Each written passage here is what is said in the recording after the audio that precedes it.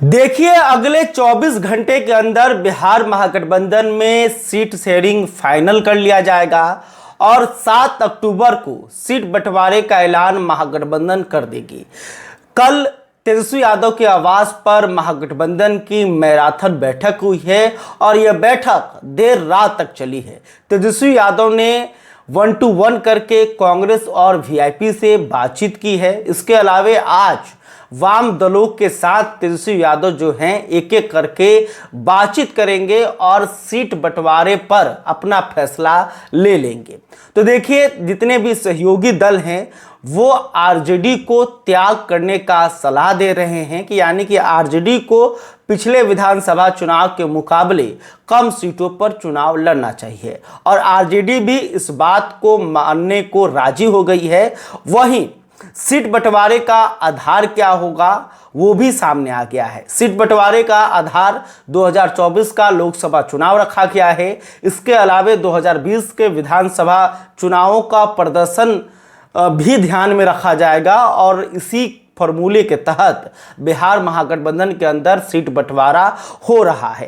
तो देखिए, जो कांग्रेस लगातार 70 सीटों की मांग कर रही थी वो कांग्रेस अब साफ कर चुकी है कि इस बार वो अपने जीत के स्ट्राइक रेट के हिसाब से सीटें लेंगी और इसके अलावे उन दलों को वो सीटें दी जाएंगी जिन सीटों पर वो पार्टियां 10,000 के आसपास वोटों से चुनाव हारी है। यानी कि 10,000, कोई 5,000, कोई 7,000 वोटों से अगर किसी सीट पर चुनाव हारा है तो वो सीट उसी पार्टी को दी जाएगी। ये भी जो है फैसला लिया गया है। तो देखिए, तमाम कल देर रात तक बैठक चली, आज भी बैठक चल रही है और इस बैठक में क्या फॉर्मूला फाइनल हुआ है और इस फॉर्मूले के तहत सीटों की संख्या क्या होगी, कौन सी पार्टी कितने सीटों पर चुनाव लड़ेगी, यह सब कुछ लगभग तय कर लिया गया है। और कल ज्वाइंट प्रेस कॉन्फ्रेंस करके महागठबंधन सीट बंटवारे का ऐलान भी कर सकता है। तो देखिए, इस फॉर्मूले के तहत आरजेडी को 130 सीटें मिल रही है। तेजस्वी यादव की पार्टी आरजेडी जो है वो 130 सीटों पर चुनाव लड़ेगी। कांग्रेस जो 70 सीटों की मांग कर रही थी उस कांग्रेस को तेजस्वी यादव ने 55 सीटें दी है। इसके अलावे वाम दलों के खाते में 35 सीटें दी जा रही हैं और मुकेश सहनी की पार्टी जो 60 सीटों की डिमांड कर रही थी और मुकेश सहनी डिप्टी सीएम पद भी मांग रहे थे तो उनकी पार्टी को 20 सीटों का ऑफर तेजस्वी यादव ने दिया है।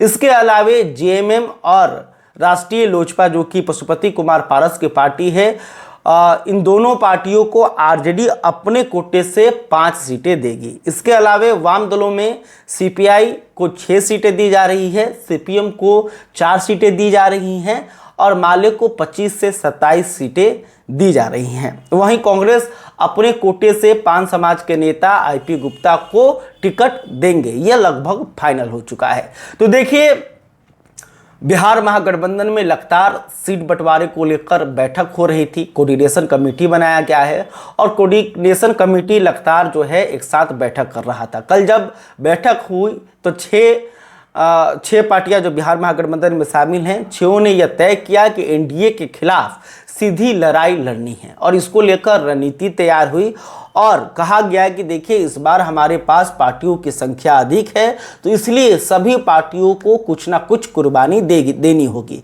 तो आरजेडी जो है, यहाँ आरजेडी के तरफ से बड़ा दिल दिखाया गया और आरजेडी जो है 130 सीटों पर चुनाव लड़ने को तैयार हो गई।